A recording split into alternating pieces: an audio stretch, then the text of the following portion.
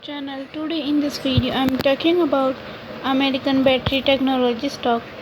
In this video we talk about stock pros and cons and technical analysis and latest news about it. The stock is trading at 0.74 US dollar with 1.24% negative in a day. We can easily see stock was volatile for a day. The volume of stock was recently not all-time high. So the fundamental stock is much not better for today. Before buying and selling the stock, please consult your financial advisor.